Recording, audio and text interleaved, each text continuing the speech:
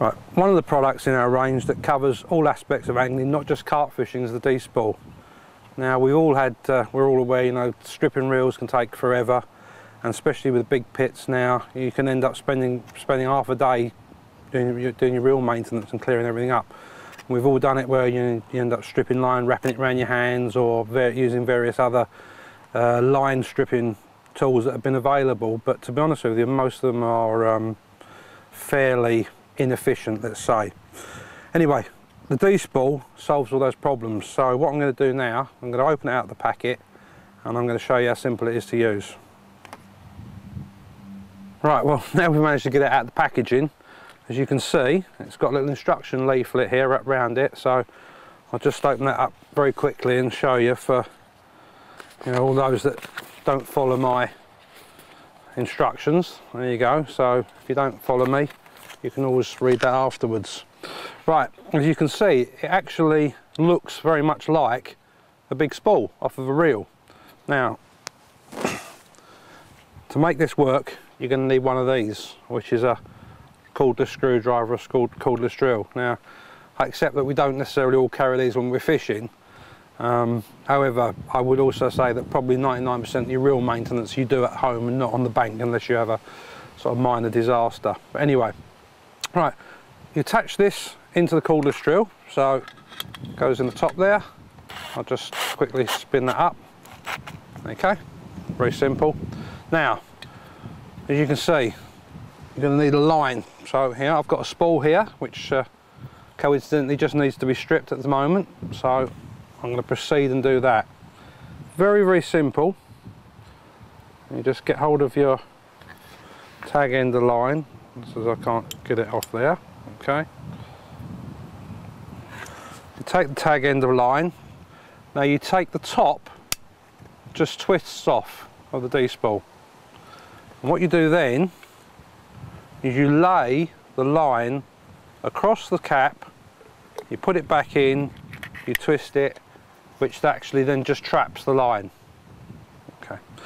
Right, now I'm just going to put those scissors out of the way so I can hold the spool between my legs, because what you don't want to do with expensive spools, especially if you're at home on hard floor concrete, is to drop them on the floor and damage them. Anyway, so now with the drill set on #2 speed, I'm going to control the line through my fingers.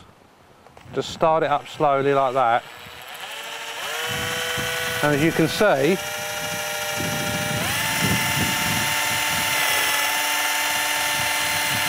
you literally just lay the line on the spool. Now, I'm just running it backwards and forwards to help it go on.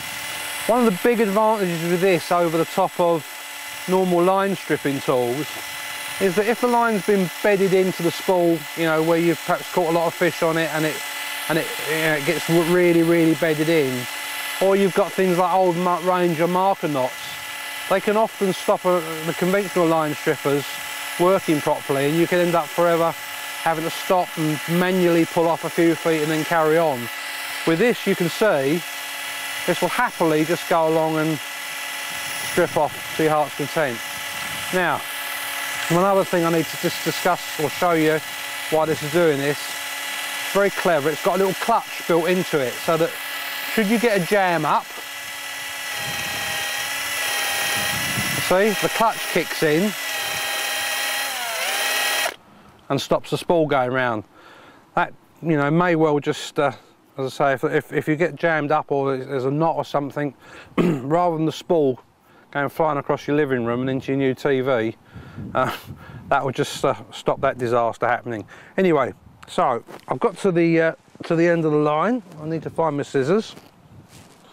What have I done with those? Oh, back here. So I'm going to cut this because I've now emptied the spool. Now, how to discard the line. So take it out of the drill, put that to one side. Now all you do is you simply twist the cap off and it just drops straight off into your hand. There's all your line stripped. Now if you were trying to do that by pulling it off by hand, that would have taken forever, and you know, likewise if you'd been doing it with one of the conventional ones, you'd have got stopped and started. One thing I would say is that when you have stripped off your line, when you get to the end of it, like, don't throw it away like this. You know, you need to literally put scissors through it, cut it all, and that way that you can make sure that actually when it has been discarded, it can't cause any harm. Or better still, if you can, just put it in a fire or something and just burn it. But, never throw mono away that hasn't been cut or burnt. Right, so that's done that. I should put that in my little bin here. Pick that up again and just show you, as I say, very, very simple. It's probably one of the best investments you'll make because it will last you for years and years and years. Great little tool. I think every angler probably should either has got one or should have one now.